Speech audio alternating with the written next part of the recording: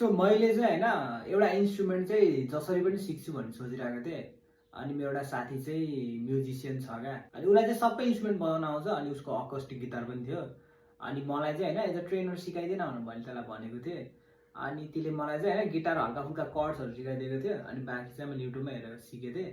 अनि मलाई कर्ड्सहरू अनि स्ट्रमिङ हल्का फुल्का आउँछ, बट गीत अझै पनि बजाउन आउँदैन। अनि मैले सिकेको कर्ड र स्ट्रमिङ भनेको चाहिँ मैले फर्स्टमा सिकेको भनेको यो ई मेजर,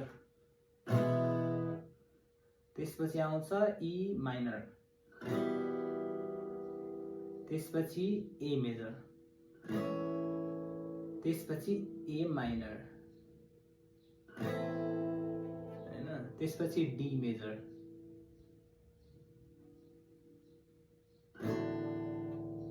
त्यसपछि डी माइनर,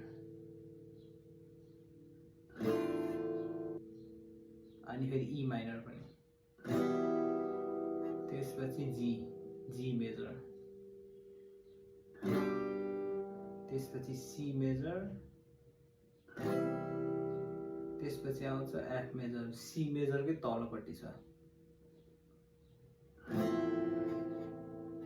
अब अरु के आउँछ, अनि ए सस्पेन्डेड,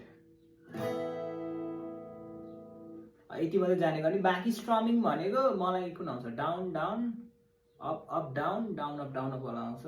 जीमा बजाउँ न।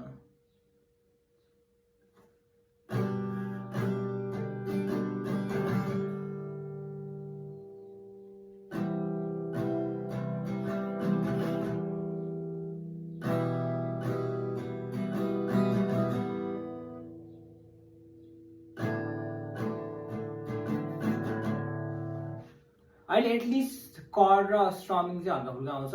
अनि बिस्तारै अब गीतहरूको कर्डहरू हेर्दै गीत पनि सिक्छु।